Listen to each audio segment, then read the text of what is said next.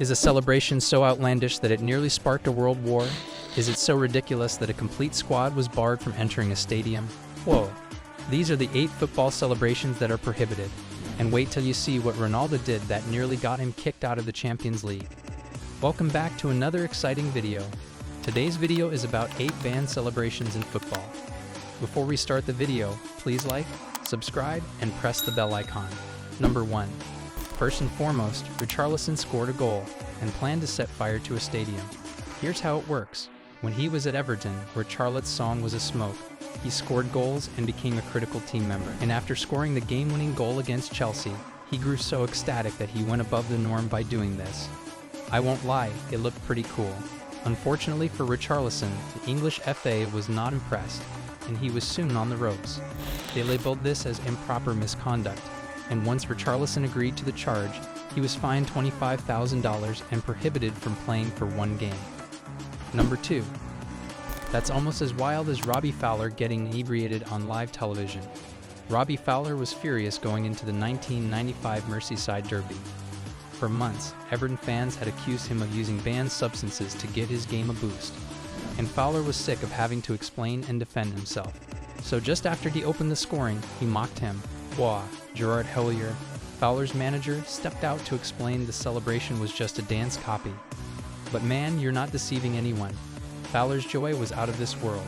As a result, the FA slapped him with a 4-game suspension and a $50,000 fine. Number 3. But unlike Giorgos Katidis, Fowler did not have to pay with his career. Katidis was a member of AIK Athletics. He scored the game-winning goal against Feria NFC in the Greek Super League. Ida was poed for this one, and after taking off his shirt, you'd think that was the end of the person.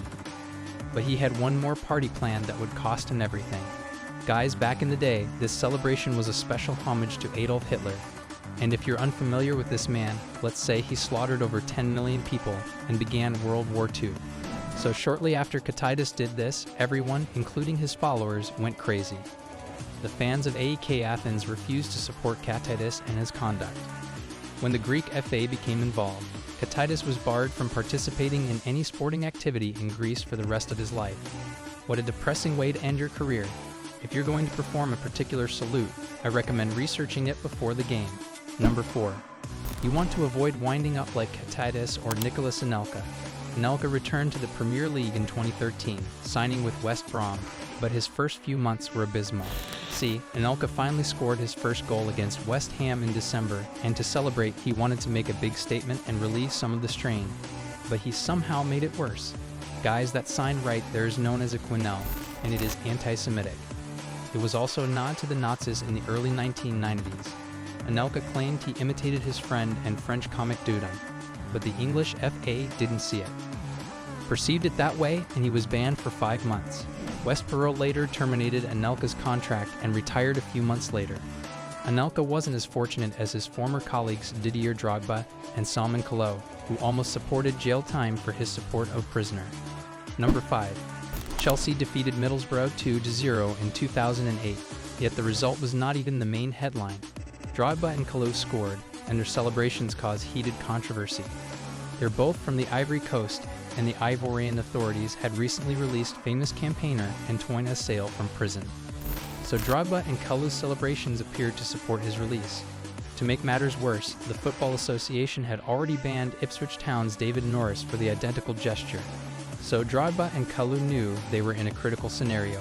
Fortunately for them, the FA accepted their explanation and did not file charges. So they were let off the hook and have yet to perform this goal move since. They should have just kept dancing, but that is no longer safe. Number 6. Don't take my word for it. Ask Carlos Tevez. River Plate vs Boca Juniors was the most heated match in South American football in 2004. The game was tense until 20-year-old Carlos Tevez came on and scored in the 88th minute, sending Boca fans wild. Tevez was most likely caught up in all the emotions guy. At first he removed his shirt and performed a dance that nearly caused a riot. No way was he referring to the River Plate team as chickens. Tevez was sent off for his celebration, which the referee interpreted as insulting his opponents. It was also unprofessional, and despite having another legendary dance on FIFA, Tevez has avoided the chicken dance ever since. You might not be able to dance your way out of every situation.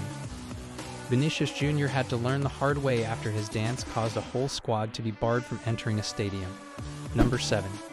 Vini still represented his local Flamengo in 2018 as they traveled to Botafogo in Brazil.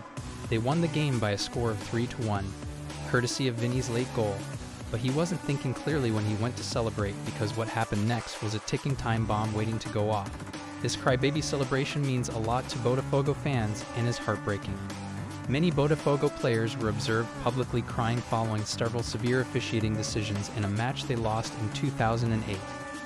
As a result, they no longer make fun of any crying motions, so when Vini accomplished this feat, they decided to deal with the entire club.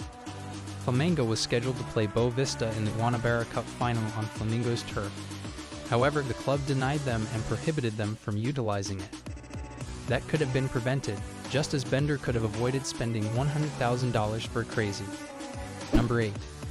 At the very least, they weren't threatening to kick him out of a competition, as Ronaldo and UEFA did in the 2018-19 UEFA Champions League. In the round of 16, Ronaldo was attempting to help his Juventus squad defeat his former adversaries at Atletico Madrid. The first leg did not go as expected because a score of 2-1 beat them, and it was a nightmare for Ronaldo. Juve fans continued to insult him. Worse, Atletico Madrid's Diego Simeone had a special message for Ronaldo and his teammates shortly after they opened the scoring. Ronaldo was resolved to exact his vengeance, and in the second leg he stepped up a notch, put on a show, and scored a hat-trick to knock Atleti out 3-2. But Ronaldo still needed to be finished. Right after scoring his third goal, he remembered what someone had done in Madrid, and he knew it was revenge time. But you know, UEFA was also watching the back and forth between Simeone and Ronaldo. As a result, they were both fined $28,000 and charged with inappropriate behavior. UEFA even threatened to ban Ronaldo from the quarterfinals, but luckily for him, the charges were withdrawn. Ronaldo and Simeone are unlikely to make this transfer anytime soon. Thanks for watching the video. If you enjoyed it, please like, share, and subscribe to our channel for more exciting content.